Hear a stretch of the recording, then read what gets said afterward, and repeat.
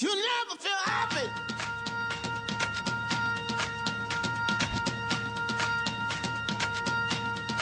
Never feel happy. No, you won't. Until you try. You never feel happy. Vivre avec les VIH, c'est maintenant l'émission d'une heure chaque semaine pour parler des questions qui comptent dans la vie des séropositifs et de ceux qui les aiment, mais aussi pour parler de santé sexuelle et de prévention.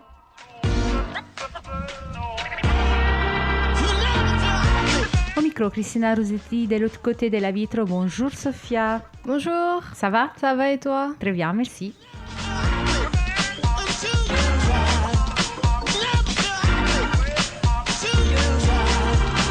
Nous sommes toujours à l'antenne et nous laisserons avec de nouvelles émissions tout le mois de avril pour prendre une petite pause début mai. Mais ne vous inquiétez pas, il y aura toujours des rediffusions. Au sommaire de cette semaine, nous parlerons d'hépatite C en prison, au mieux du dépistage des hépatites et bien sûr des autres virus infectieux dans les milieux pénitentiaires.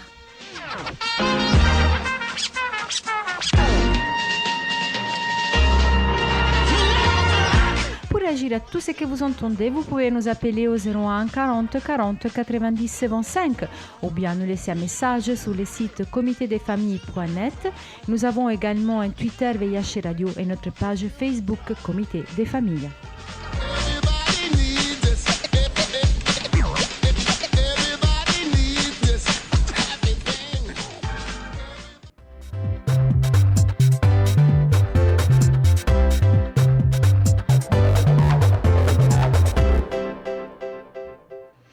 Dans le prolongement de son avis sur la prévention, le dépistage et le traitement de l'hépatite C chez les personnes détenues, dont nous avons déjà parlé à l'antenne ici à Vivre avec les VIH, le Conseil national du sida a organisé un colloque virtuel sur l'hépatite C en prison. Aujourd'hui, je vais vous proposer les moments plus marquants, à commencer par l'intervention du professeur émérite en santé publique et médecine sociale, le docteur Antoine Lazarus. Il nous aide à établir le cadre. De quoi s'agit-il quand on s'occupe de la santé des détenus? J'ai été médecin des prisons, en effet, pendant à peu près 5 ans, avec des hauts et des bas dans le déplaisir que je pouvais proposer à l'administration, et notamment ma fonction s'est arrêtée quasiment du jour au lendemain sur une émission de télévision par Michel Foucault pour son organisation. C'était une époque où le discours n'était pas autorisé publiquement sur ce qui se passait dans la prison. Bon, et j'y arrivais après avoir été un des responsables de ce qui s'était passé dans la période 68 et les années qui ont suivi. Donc, j'arrivais avec un regard très, très, très étonné par ce qui se passait en prison dans les années 70.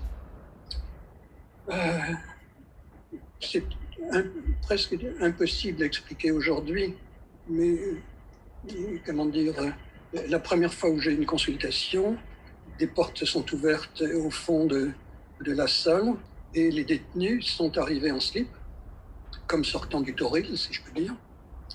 Il n'y avait pas de chaise pour eux.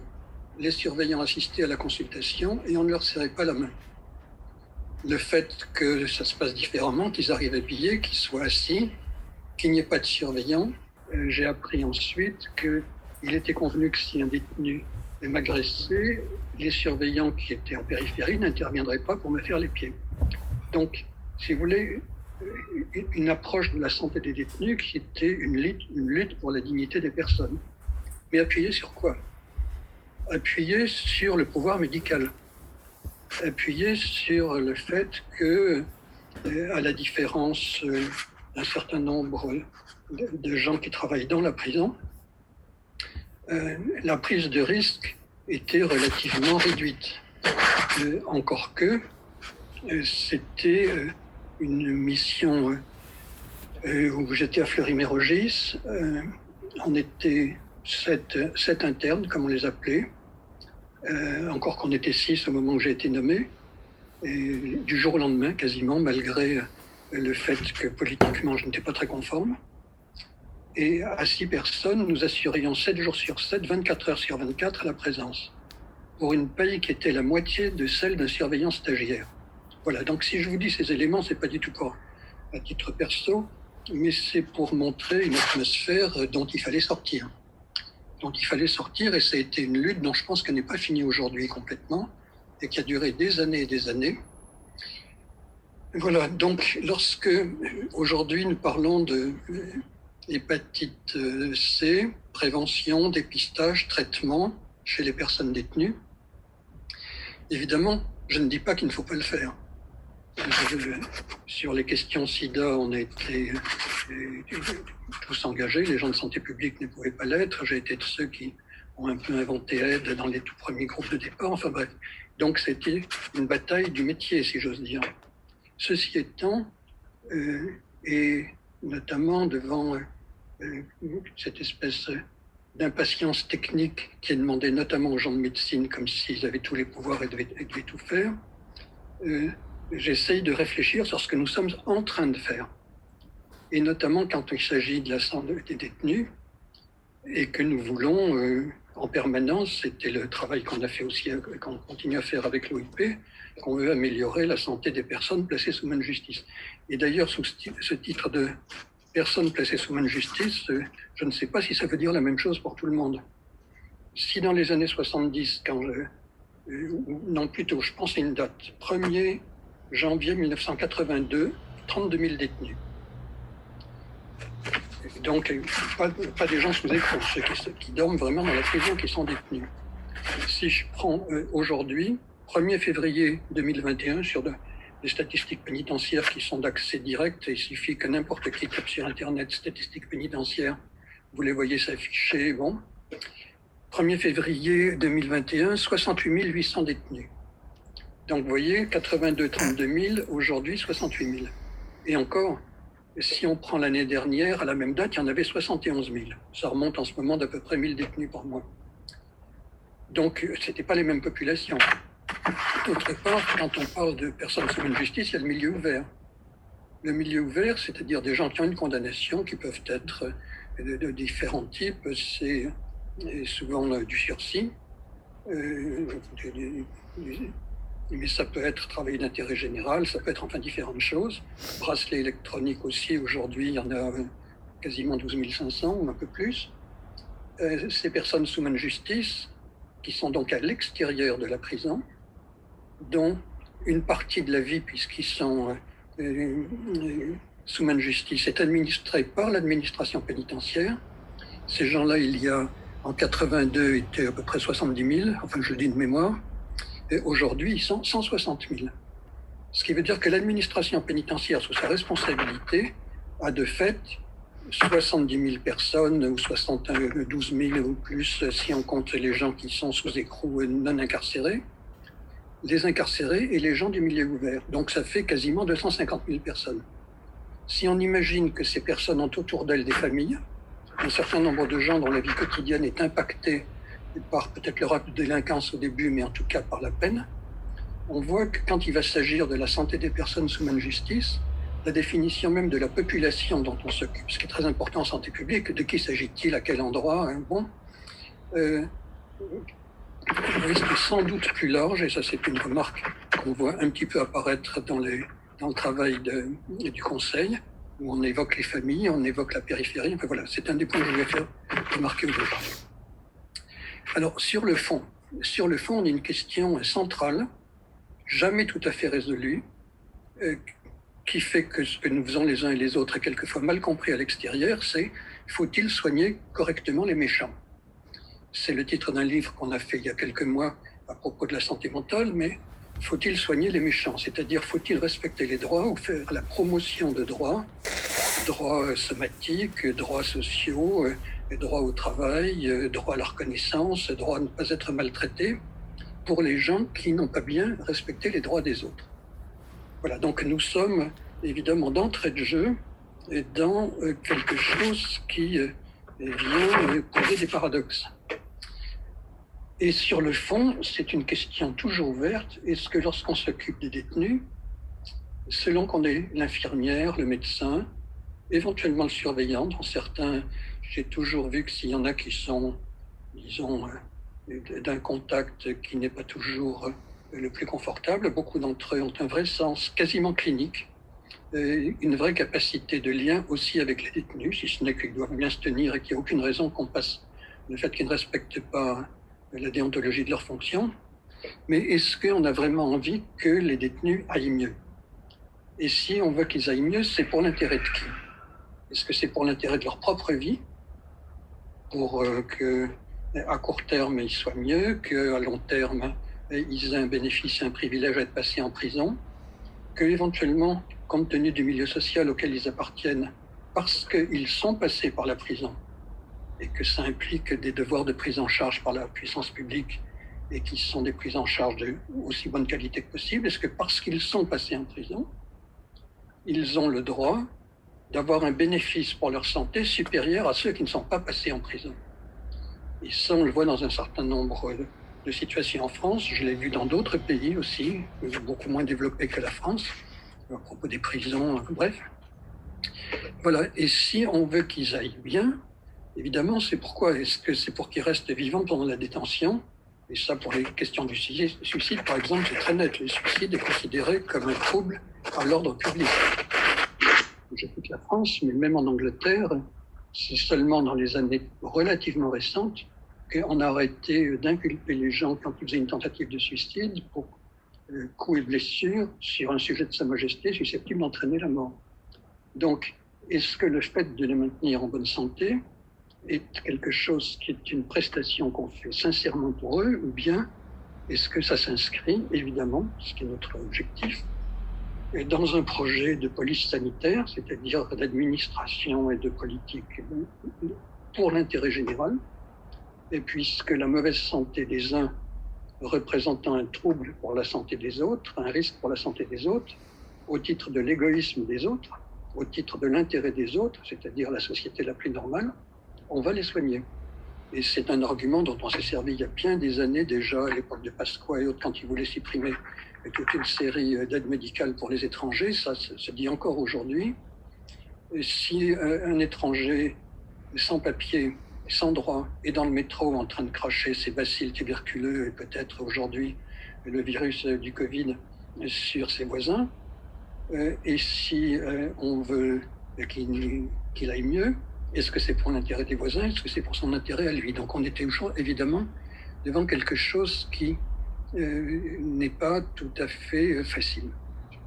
Je pense aussi, en vous disant tout ça, à ce que faisait remarquer Badinter il y a bien des années, en disant qu'on supporte extrêmement mal qu'on offre aux détenus des prestations supérieures à celles que reçoivent les gens les plus défavorisés de la société extérieure. Or, évidemment, les services médicaux qui sont offerts sont des services de prestation modèle hospitalier, en principe les mêmes droits que pour tous les autres, et évidemment représentent potentiellement une dépense considérable, et notamment si on prend ne serait-ce que le coût d'un traitement sur le modèle de celui qui est proposé aujourd'hui pour le VHC. Voilà, donc je ne dis que ça, si je peux dire, mais c'est déjà beaucoup. Et en même temps, dans les paradoxes que nous avons, il y a le fait qu'aujourd'hui, après toutes les réformes qu'il y a eu en matière de santé en prison, enfin de prise en charge au titre de la santé des détenus, un détenu sans papier aujourd'hui a plus de droits de santé, plus de droits ouverts, plus de prestations qu'il va recevoir que si il était resté à la rue ou bien caché quelque part sans ses papiers. Voilà, mais ça, c'est évidemment quelque chose qui est très étonnant, c'est que le fait d'être détenu vous met dans un espace de droit à la santé qui est supérieur à ce que vous auriez dans toute une série d'autres situations sociales. Bon, ce qui est tout à fait intéressant, mais qui évidemment va renvoyer aussi à ces relatives contradictions.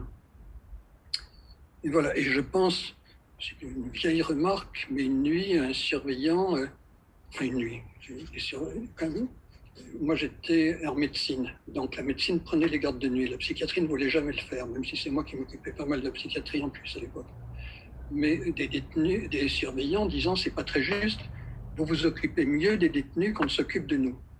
Voilà, donc si je vous indique tout ça, c'est pour montrer, et pour en arriver finalement évidemment au dépistage, à la prévention, mais au fait que les évidences que nous disons au premier degré dans une lecture, disons, technique de prévention, technique d'enquête quantitative, ne doivent pas, négliger ce que représente ce que nous sommes en train de faire. Vous êtes toujours à l'écoute des Vivre avec les VIH. Merci au professeur Lazarus pour avoir mis le cadre et pour nous aider à aller au-delà des idées simples et faciles. Continuons en vous proposant les interventions autour d'une table ronde sur les dépistages.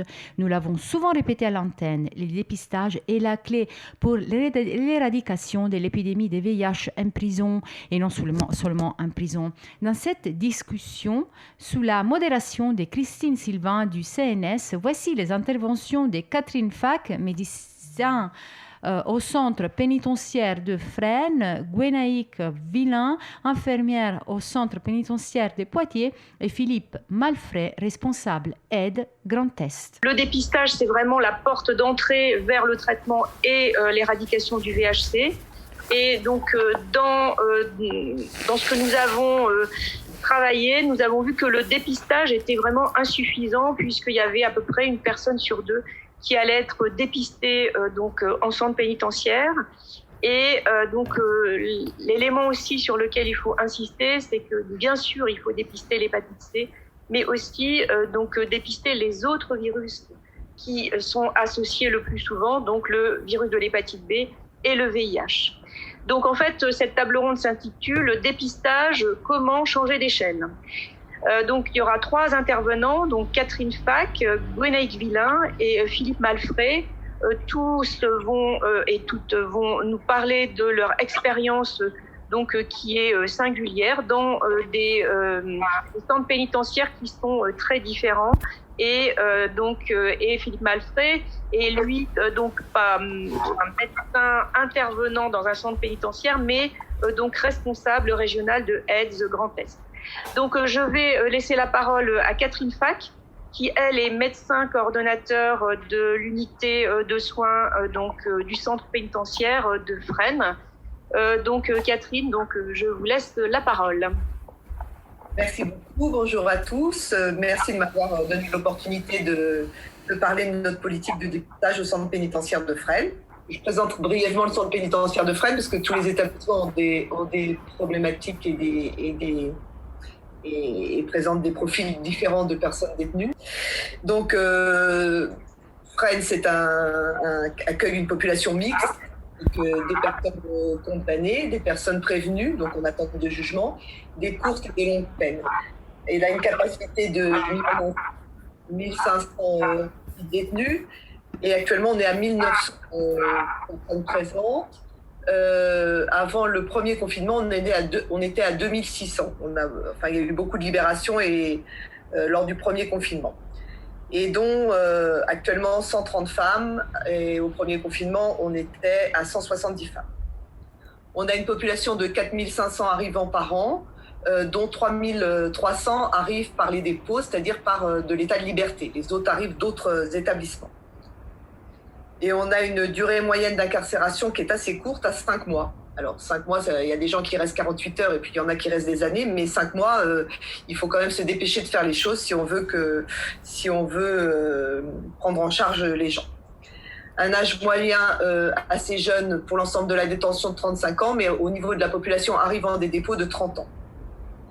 Alors le cadre légal pour le dépistage, c'est le guide méthodologique de la loi de 94 qui préconise le dépistage au moment de l'arrivée et renouvelé éventuellement pendant la détention en cas de prise de risque sur demande de la personne détenue ou si la détention est assez longue pour proposer des dépistages.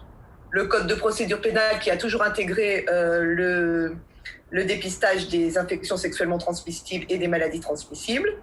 Le code de santé publique comme toutes les personnes, toutes les équipes sanitaires. Et une loi qui a été très importante, c'est la mise en place du quartier arrivant, puisque auparavant, les personnes détenues arrivaient, puis après étaient dispersées dans la détention très rapidement. Or maintenant, le fait qu'il y ait des quartiers arrivants, c'est un espèce de sas entre l'état de liberté et l'incarcération. avec des personnes détenues qui sont tous au même stade de leur incarcération, c'est-à-dire tous dans cette période un peu intermédiaire, qui ont des problématiques assez semblables et qui ont des propositions assez semblables aussi, ce qui fait qu'il y a moins de stigmatisation. Et c'est un moment un petit peu entre parenthèses où ils font un espèce de petit bilan et où ils sont plus favorables aux propositions qu'on peut leur faire, parce qu'ils n'ont pas encore trouvé d'autres activités en détention, d'autres rythmes à leur journée, et ils sont plus favorables aux propositions qu'on peut leur faire. Alors pour nous, l'arrivée donc en détention, c'est un moment privilégié et c'est quelque chose qui peut paraître paradoxal pour proposer le dépistage. Parce qu'on peut se dire que les gens, ils ont déjà pris beaucoup de choses derrière la tête, mais pour nous, c'est un moment privilégié pour proposer ce dépistage. Voilà, alors comment ça se passe l'arrivée des personnes en détention? Donc les gens arrivent de tous les dépôts de la région parisienne dans la nuit. Donc ils ont passé 24, 48, 72 heures parfois dans les dépôts. Et nous, on les voit en consultation médicale tous les lendemains matins. Donc, c'est une visite par un médecin. Évidemment, ça reprend en compte tous leurs antécédents, leur état sanitaire, leur traitement. Et à l'issue de cette consultation médicale, on fait la proposition de dépistage systématique. Enfin, on propose systématiquement le dépistage à tous les arrivants. Donc, on propose des dépistages VHC, VHA, VHB, syphilis, VIH et les chlamydia, gono, trichomonas urinaires. Donc, cette proposition arrivant en fin de consultation médicale, un lien s'est déjà créé avec le médecin, la personne est en confiance et paradoxalement, ces dépistages sont très peu refusés à ce moment-là. Et un peu plus tard, je vais revenir en cas de refus ce qu'on fait. Donc ça, c'est le premier jour. Le deuxième jour, ils revoient l'infirmière, une équipe infirmière stable des arrivants, qui refait le point avec eux sur comment ils vivent ces premiers jours de détention, sur les traitements, et qui leur réexplique les modalités du dépistage, comment ça va se passer, et qui leur donne le petit pot qui ramène les urines le lendemain matin. Et s'ils ont refusé le dépistage au médecin des arrivants, cette infirmière, à ce moment-là, commence à leur parler un peu de prise de risque, enfin de parler un petit peu avec eux de leur conduite éventuellement à risque et de la raison pour laquelle ils ont refusé le dépistage. Et le deuxième jour, donc là, ils se représentent de nouveau à l'infirmerie. Et ils ont leur prise de sang, puisque nous, les dépistages se font par sérologie, donc par prise de sang, et ils ramènent leur petit pot d'urine et tous leurs prélèvements partent au laboratoire.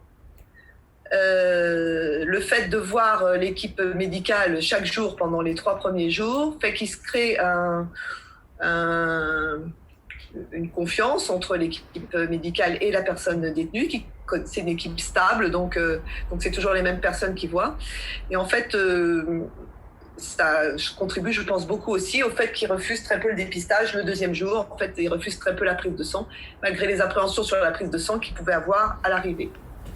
Les résultats arrivent quelques jours après.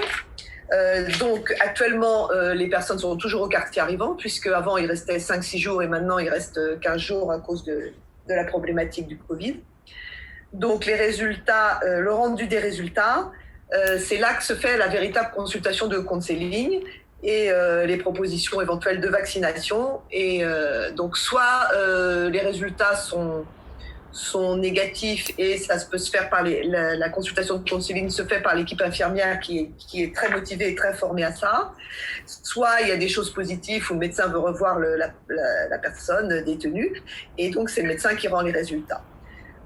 S'il y a évidemment une sérologie d'hépatite C positive, le médecin évidemment va revoir la personne, va lui proposer les examens complémentaires pour que la personne puisse avoir accès au traitement si la charge virale est positive le plus rapidement possible. Et ensuite, on passe à l'étape du traitement et on a aussi une équipe d'éducation thérapeutique spécialisée dans le VHC qui prend en charge toutes les personnes qui sont sous traitement. Donc pour le bilan de cela, donc en 2019 on a fait 3100 sérologies hépatite C, pour 3300 arrivants dépôt, ce qui ferait un taux de dépistage de 90%, qui est un petit peu surévalué, parce que je pense que dans les 3100 sérologies hépatite C, il y en a aussi qui ont été faites en cours de détention.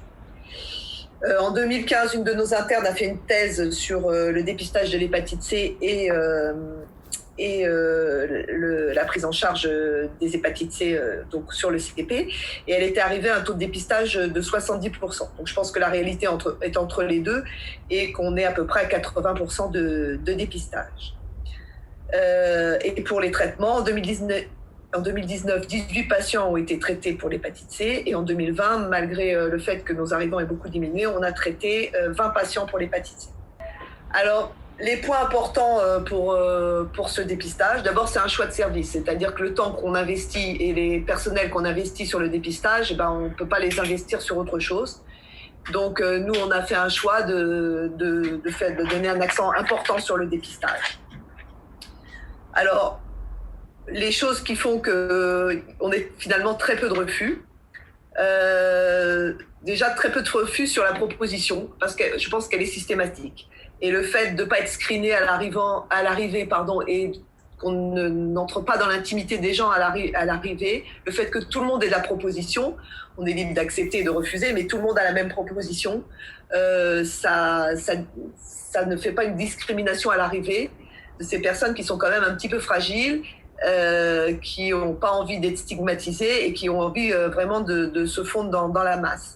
Le fait aussi que c'est au quartier arrivant où tout le monde est au même stade et où tout le monde a la même proposition, je pense que ça joue aussi, parce qu'en salle d'attente, ils discutent entre eux, tu as fait le dépistage, tu es passé au dépistage, tu as eu la prise de sang. En cas de refus à la consultation arrivant, on développe davantage les raisons de se faire dépister, avec des questions ouvertes. Vous connaissez votre statut sérologique, vous êtes sûr de ne pas avoir pris de risque, avez-vous fait un dépistage récent, êtes-vous correctement vacciné contre l'hépatite B, parce qu'en général les gens ne savent pas, donc ils disent ah bah oui, je vais vérifier, alors voilà. Ça permet d'ouvrir aussi la réflexion et encore une fois de ne pas être stigmatisé comme ayant pris un risque et devant être dépisté alors que les autres ne le seraient pas. Une chose importante aussi, c'est qu'on leur précise bien que la prise de sang, c'est pas le jour de l'arrivée, là, quand ils sont fatigués, qu'ils n'ont pas dormi depuis 48 heures, voilà, et qu'on peut changer d'avis à tout moment jusqu'au moment de la prise de sang. Donc ça les sécurise bien. Le fait aussi que l'infirmière à J1 leur repropose pour ceux qui ont refusé, souvent elle rattrape beaucoup de gens qui auraient pu refuser et qui finalement se disent bah oui, je vais le faire, parce qu'ils ont eu un bon contact avec l'infirmière, parce qu'ils voient que c'est bon, voilà, que les choses vont bien se passer. Pourquoi profiter de l'arrivée et du séjour au quartier arrivant? Donc j'ai parlé un petit peu de la situation particulière du quartier arrivant, qui est un temps quand même très particulier de la détention, parce que il y a un suivi rapproché de ces personnes dans les 3 premiers jours, ce qui fait que vraiment il y a un vrai contact qui se crée. Et puis aussi le fait, comme je l'ai dit, que tout le monde a la même proposition et qu'ils en discutent entre eux en disant est-ce que tu l'as fait? Bon je vais le faire. Voilà, ça. Alors ceux qui refusent, les raisons. Donc la thèse de notre interne, elle avait évalué les raisons de ceux qui refusaient. Beaucoup étaient persuadés, étaient convaincus de n'avoir pris aucun risque depuis leur dernier dépistage et n'en voyaient pas l'utilité dans ceux qui refusaient. Donc elle avait revu systématiquement en consultation tous ceux qui avaient refusé pour essayer de les... Donc certains lui avaient dit oui pour lui faire plaisir, mais on n'avait eu aucun test positif de rien dans ceux qui avaient été rattrapés de cette façon-là. Donc il y a cette population-là qui sait ne pas avoir pris de risque. Et puis, alors, le fait d'avoir peur de la prise de sang, c'est quand même une très petite marge, parce qu'il y en a certains qui allèguent cette raison auprès du médecin lors de la proposition, mais après qui acceptent avec l'infirmière dans les jours qui suivent. Donc en fait, il y en a très peu qui par peur de la prise de sang. Pour ces personnes-là, il y en a certains, là c'est vraiment l'utilité des TROD, parce que ils ont moins peur quand même des TROD. Alors les avantages d'un dépistage précoce, c'est dépister. Il faudrait dépister même ça permet de dépister même des courtes peines des gens qui restent très peu de temps. Ça permet d'avoir une consultation de rendu de résultats et de counseling. Ça permet de remettre à jour les vaccinations et puis évidemment de traiter très précocement. Alors, pourquoi ça marche aussi? Parce que c'est le projet de service, parce que l'équipe infirmière aux arrivants, c'est une équipe stable, qui est motivée, qui est intéressée par le counseling et qui aime faire ça. Et parce que aussi il y a des moyens, c'est-à-dire que l'UXA a été agréé par l'ARS en 2007 CIDIST, et subventionné pour cette mission, ce qui a permis d'avoir du personnel et de proposer un dépistage global, y compris des IST avec les chlamydia urinaires, qui a quand même un coût et qu'on ne fait pas forcément. Voilà ce que je voulais vous dire sur notre expérience de dépistage. Je vous remercie de votre attention. Merci beaucoup Catherine. C'est une expérience votre expérience, elle est quand même assez extraordinaire parce que c'est pas forcément ce que on a mis en évidence dans ce qu'on a fait lorsqu'on a rencontré d'autres équipes, et donc il faudrait que tout le monde soit comme vous. Je pense que vraiment c'est incroyable, et donc vous soulignez bien que c'est très important de le faire très précocement au quartier arrivant, et c'est grâce à ça en fait qu'il y a peu de refus, mais surtout que vous avez aussi une équipe qui a envie, et donc on retrouve souvent ça.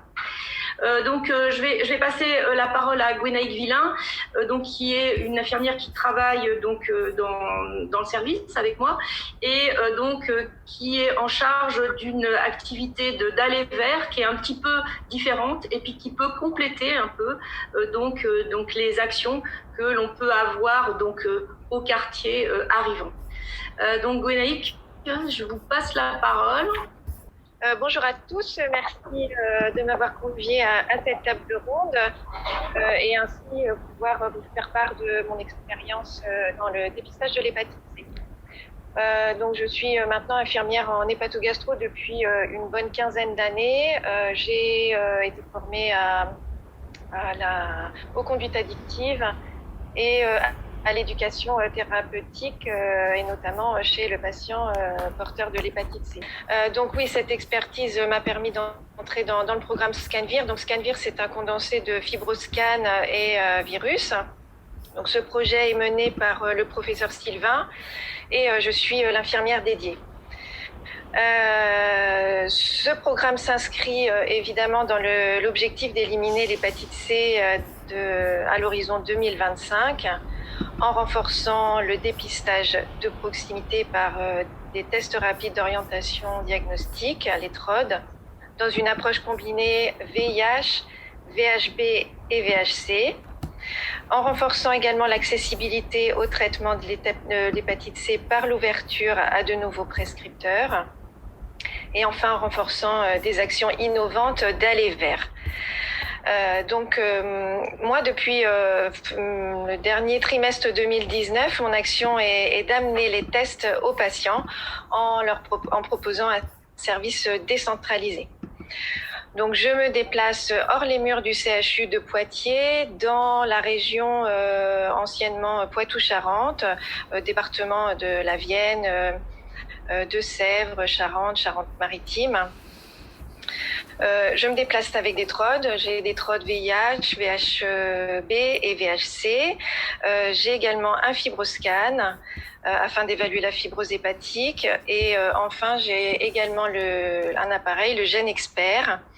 Donc, c'est un appareil qui permet de détecter et de quantifier l'ARN du VHC en moins d'1 heure par prélèvement capillaire. Donc, il suffit vraiment de quelques gouttes et en 1 heure, on a un résultat. Donc la performance du test du GenExpert est comparable au test de laboratoire centralisé. Il est fiable et il est simple. Pour pouvoir faire ces déplacements, ce dépistage hors les murs, j'ai été accréditée pour l'utilisation des TROD, du FibroScan et du GenExpert, bien sûr. Donc l'avantage de cette façon de dépister, c'est le test and treat. On traite immédiatement, sauf en cas de cirrhose. Donc mes déplacements s'effectuent principalement en centre de soins, d'accompagnement et de prévention, dans les XAPA ou dans les CARUD, et encore dans les prisons, dans le but de cibler les populations à forte prévalence. Donc dans ce cadre, j'ai effectué une journée de dépistage ScanVir au sein de la prison de l'île de Ré. J'ai travaillé en amont avec le responsable du centre pénitentiaire, Monsieur Aubry. Des patients ont été sollicités, des détenus ont été sollicités par courrier individuel et les personnes intéressées ont donné leur consentement pour participer au dépistage. Donc cette journée-là, j'ai vu une bonne dizaine de patients. Les TROD qui ont été réalisés se sont tous révélés négatifs, donc je n'ai pas utilisé le GENExpert. Cependant, donc j'avais chaque détenu, chaque patient en consultation individuelle. Je réalisais les TROD, le fibroscan, et chacun était motivé, ravi de ce dépistage. Toujours en complémentarité en fait avec un dépistage initial qui a été fait en général à l'entrée. Lors de ces consultations, un des patients a su exprimer qu'il y avait des consommations de drogue intranasales au sein de la prison avec des échanges de matériel. Donc d'où le fort intérêt à faire ces dépistages en milieu carcéral et à continuer à le faire. Et c'est la perspective que j'ai de continuer à aller dans d'autres centres pénitentiaires, en espérant que la crise sanitaire s'arrange et qu'on puisse le développer plus régulièrement. Merci Gwenaëlle. Donc en fait, je pense que c'est cette façon d'aller vers avec une technique différente. Là, c'est plus les prises de sang. Donc ça pourrait permettre d'être complémentaire de l'action que l'on a à l'entrée et donc de pouvoir retester les sujets au fil de l'eau, ceux qui ont refusé et puis ceux qui vont rester longtemps incarcérés, et donc ça nous permet de les remotiver sur le dépistage, puisqu'il y a effectivement des conduites à risque en milieu carcéral, il ne faut pas l'oublier. Et donc, au refus et puis donc après prise de risque, c'est une autre façon d'envisager la prise en charge. Et puis surtout, donc là, il n'y a pas du tout, c'est pas des sérologies. Et on a le résultat tout de suite. Et on va discuter du traitement tout de suite chez ceux qui n'ont aucune morbidité ou pas de cirrhose, puisque là, il y a l'évaluation de la fibrose grâce à l'évaluation de l'élasticité par le fibroscan qui est fait dans le même temps. Donc c'est une évaluation globale avec le dépistage pour amener au traitement très très rapidement dans la même journée. Merci Gwenaëlle, et donc je vais passer la parole à Philippe Malfray, responsable régional de Aise Grand Est, afin qu'il nous parle aussi de son expérience dans ce cadre de dépistage. Bonjour messieurs, dames, merci de m'avoir invité. Moi je vais faire très court en fait, parce que monsieur Lazarus m'a piqué toutes mes idées. Je m'étais noté un certain nombre de points, et en fait monsieur Lazarus en a abordé plein. Moi, quand on a commencé à se préoccuper de la question de la RDR en milieu carcéral, on avait discuté avec pas mal d'acteurs, et notamment des acteurs parisiens, qui nous disaient qu'en fait, à déployer des actions en milieu carcéral, c'était très personne dépendante et qu'il fallait pas être ambitieux. Et on avait démarré un petit peu sur les très très très timidement à partir de ces avertissements. Et en fait, on a eu confirmation de ces deux points. Il faut pas être ambitieux. Et c'est très personne dépendante. Et quand on a pu démarrer, c'était parce qu'on a rencontré un directeur de prison qui était particulièrement sensibilisé sur ces questions-là. Et on a pu essayer des trucs. Et très rapidement, on s'est rendu compte que pour moi, le dépistage, c'est pas une fin en soi. Et que la question de l'adhésion et la question de l'approche globale, c'était 2 points qui étaient vraiment très importants. Et on s'est rendu compte que finalement, les contraintes qu'on avait en milieu ouvert pour organiser des actions, c'était des contraintes qu'on retrouvait sous une forme différente en milieu carcéral. Et je m'explique.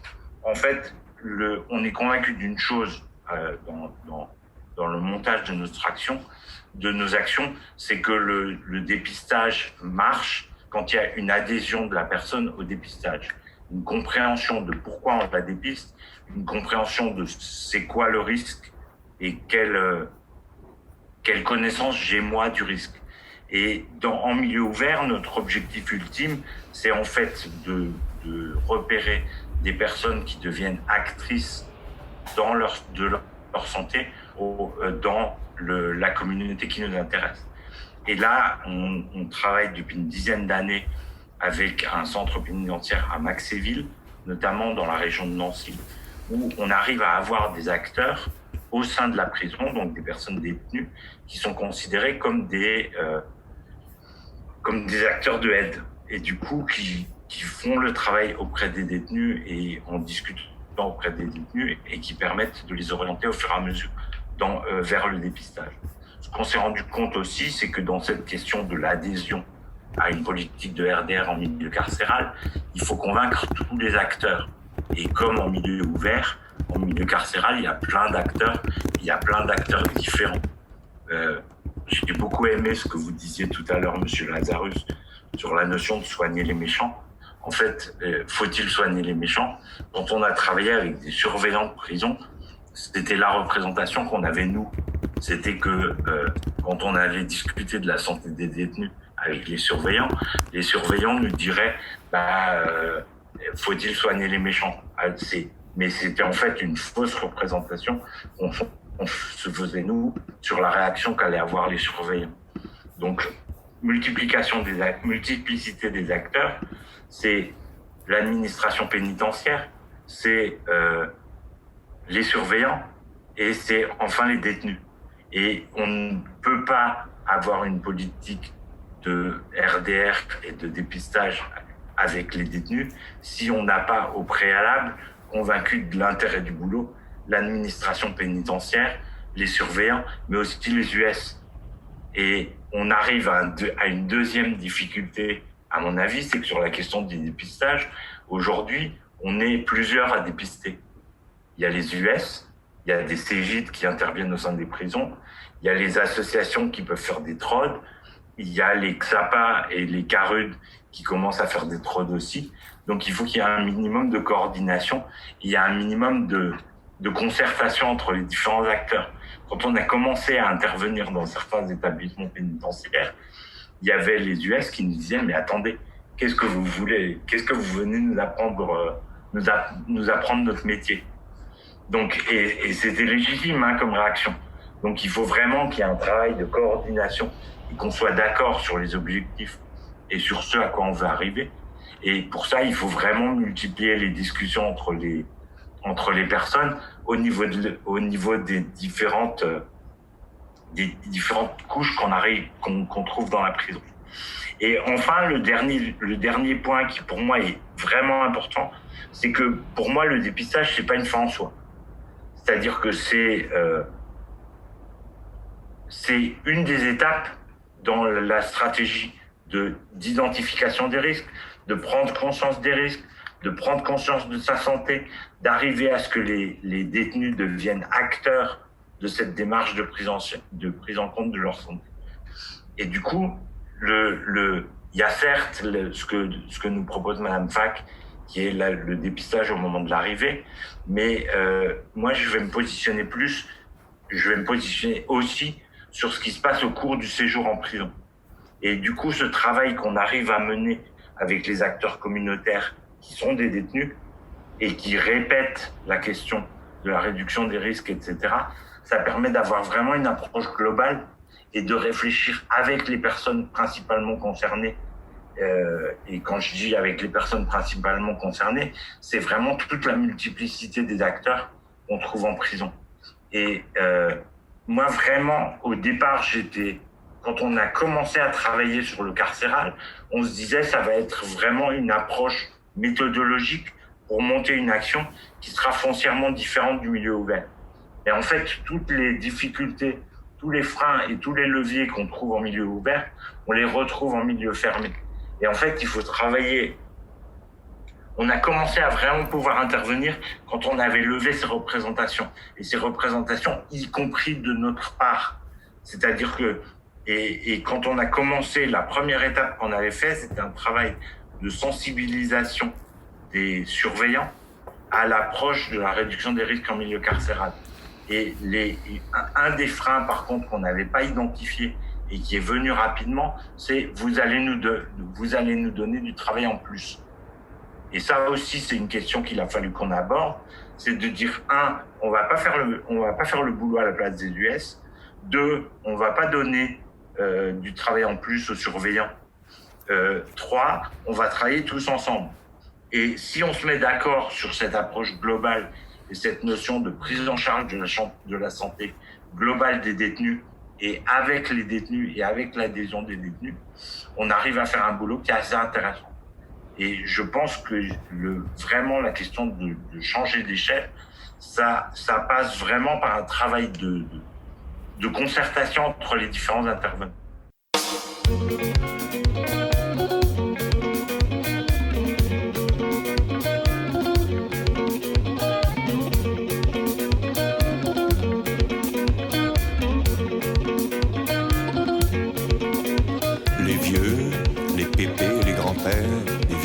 Les ancêtres, ceux qui t'ont pris sur leurs genoux quand tu étais enfant pour te raconter des histoires terribles qui donnent des cauchemars ou qui font planer.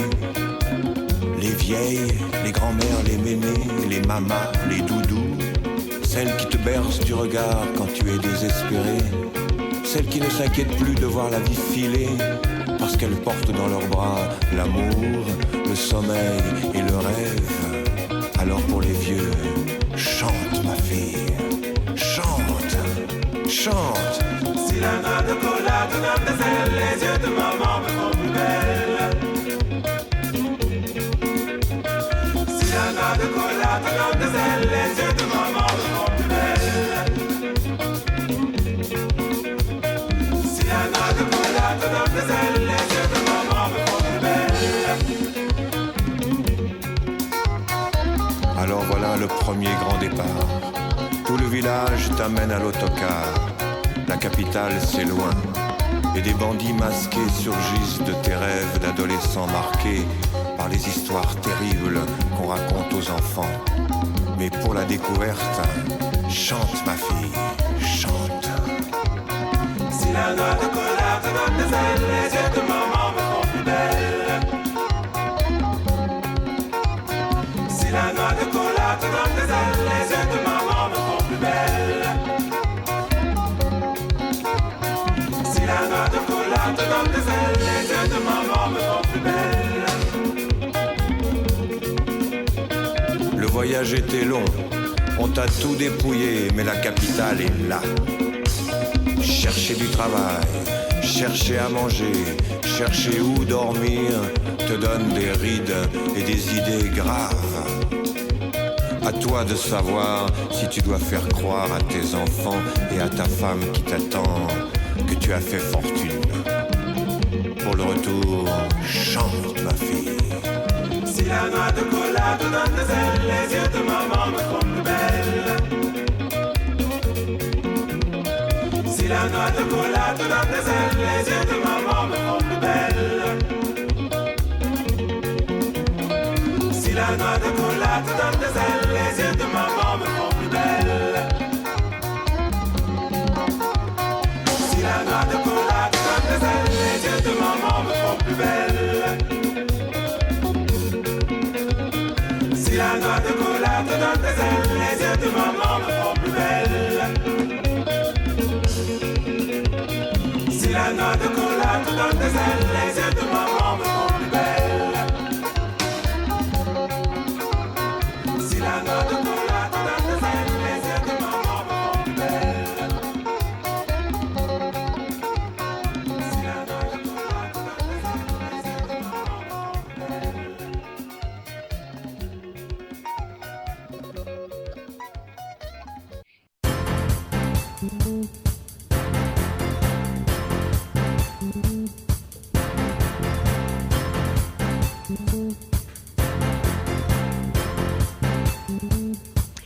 vous êtes toujours à l'écoute de Vivre avec le VIH, c'est les moments des annonces du cœur.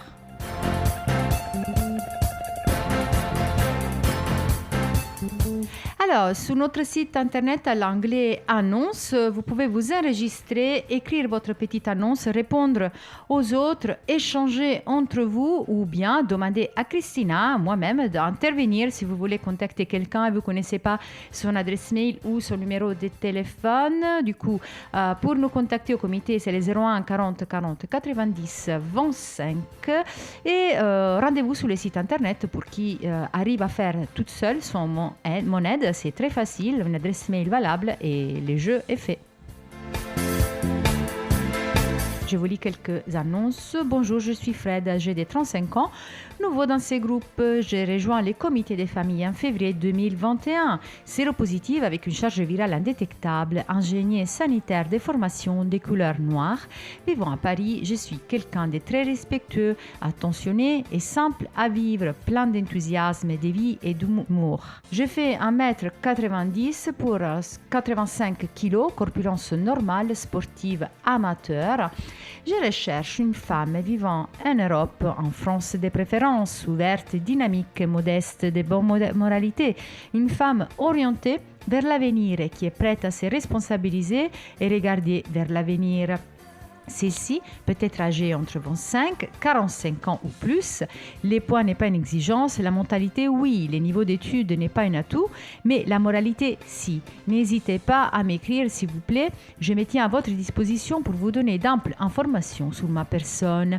Je suis ouvert à discuter, merci et bonne journée à vous et surtout merci au comité des familles et toute son équipe ultra dynamique qui m'a mis en main sous le cœur durant ce premier accueil inoubliable.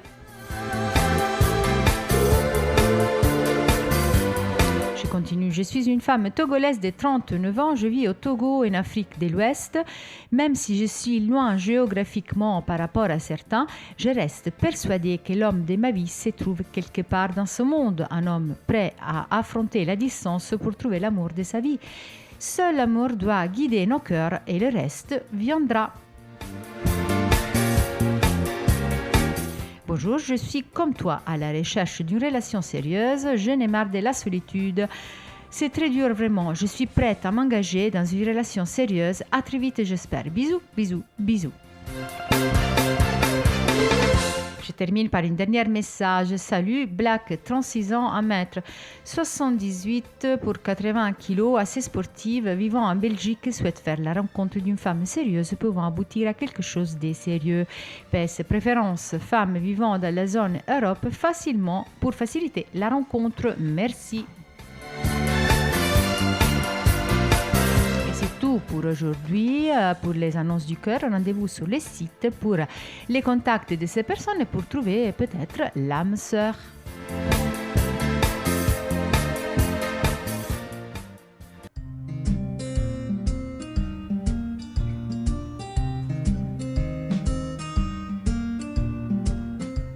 Comment lutter contre les ravages des opioïdes ?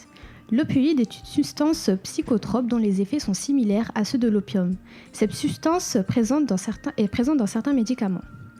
Une étude menée par des chercheurs de l'Université libre de Bruxelles a mis en évidence le lien entre la pauvreté et la consommation d'opioïdes en France. En se basant sur les données des ventes d'antalgiques et des indicateurs socio-économiques, ils arrivent à la conclusion qu'une augmentation du taux de pauvreté de 1% se traduit par une augmentation de 10% de l'usage de médicaments opiacés. Ces résultats viennent en écho avec l'étude Death of Despair effectuée par Angus Deaton et Anne Case aux États-Unis. Car en effet, la crise des opioïdes frappe les États-Unis depuis 1999 où cette substance a tué 450 000 personnes. L'étude nous montre qu'entre 2014 et 2016, il y a une baisse de l'espérance de vie des Américains causée par les suicides, l'alcoolisme et les overdoses. Ces causes de décès peuvent être liées à la précarité de certains Américains. Ainsi, selon les chercheurs, le meilleur moyen de lutter contre les ravages des opioïdes est de mêler des politiques de lutte contre la précarité et le contrôle de l'accès des opioïdes.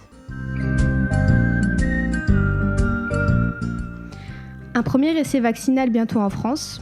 Le SIDAction prévoit pour cette année une augmentation du nombre de contaminations au VIH. Cette augmentation est due à la pandémie du Covid-19. 40 ans après la découverte du virus, il n'existe à ce jour aucun traitement malgré des années de recherche afin de trouver le traitement définitif contre le sida. Rappelons que le patient de Londres, qui en juillet 2020 était en rémission depuis 30 mois, ne présente plus aucune trace de VIH dans son organisme grâce à une greffe de cellules souches, tout comme le patient de Berlin, après une greffe de cellules souches également. Durant le mois d'avril, un essai vaccinal ayant pour but de développer un vaccin préventif contre le VIH sera mis en place. Cette campagne est lancée par le Vaccine Research Institute, l'INSERM, l'ANRS et l'Université Paris-Est-Créteil. 72 volontaires âgés entre 18 et 65 ans participeront donc à cet essai. Pour rappel, selon les chiffres de l'Organisation mondiale de la santé, plus de 1,7 million de personnes ont été contaminées par le VIH. Ce possible vaccin donne une lueur d'espoir pour enfin mettre fin au VIH. Nommé CD40-HIV-IR-ENV, ce vaccin s'attaque aux cellules responsables du VIH. Les anticorps monoclonaux qui sont présents dans le vaccin ont la capacité de reconnaître et cibler certaines cellules. Une protéine de l'enveloppe du VIH a été fixée sur les anticorps. Selon l'INSERM, le système immunitaire doit apprendre à reconnaître cette protéine pour neutraliser le virus. Le premier essai a pour but d'évaluer la non-toxicité du vaccin. La phase 1 sera menée en double aveugle. Une partie des volontaires recevra le vaccin et l'autre partie recevra une injection d'un placebo. Ainsi, l'effet se fera sur une période d'1 an. Le vaccin a pour but final d'amplifier la réponse immunitaire et obtenir une meilleure efficacité. Comme nous explique le professeur Yves Lévy, l'objectif est de potentialiser l'effet du vaccin et de maintenir à long terme la réponse immunitaire, notamment la production d'anticorps contre le VIH.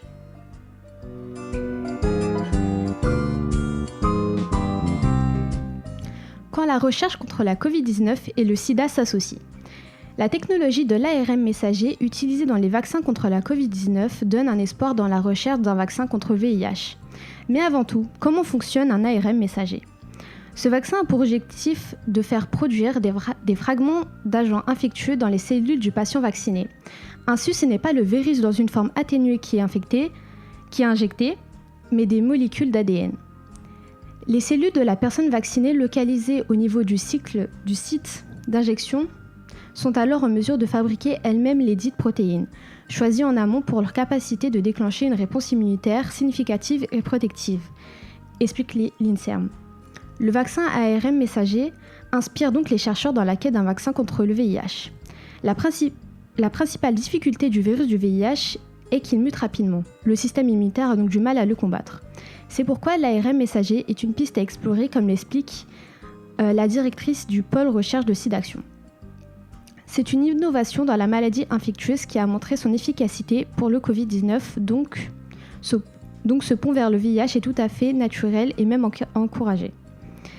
Des recherches sont actuellement effectuées à Lyon, où des collaborations avec des entreprises internationales ont lieu afin de voir si la stratégie vaccinale est applicable pour le VIH. Le laboratoire Moderna travaille notamment sur le développement de 2 vaccins ARN messagers contre le VIH.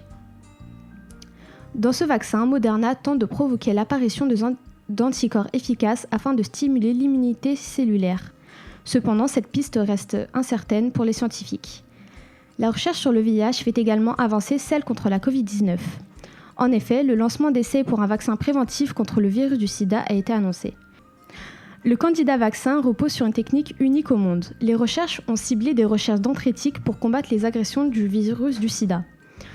On a disséqué ce qui était indispensable dans l'organisme pour induire une réponse immunitaire qui soit capable de protéger contre le virus. Ce que nous avons conçu, c'est un vaccin qui amène précisément aux cellules la quantité nécessaire du pathogène, c'est-à-dire du VIH, pour essayer d'introduire les meilleures réponses immunitaires, explique Yves Lévy, spécialiste du VIH. Cette technologie pourrait ainsi être utilisée pour créer des vaccins anti-Covid.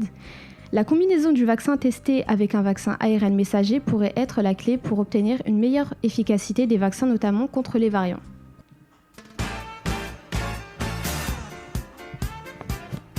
Et nous sommes arrivés à la fin de l'émission d'aujourd'hui. Merci Sophia, merci à tous les auditeurs, les auditrices. Au revoir. Au revoir, à bientôt. Et rendez-vous à la semaine prochaine avec une nouvelle émission de Vivre avec les VIH. Portez-vous bien.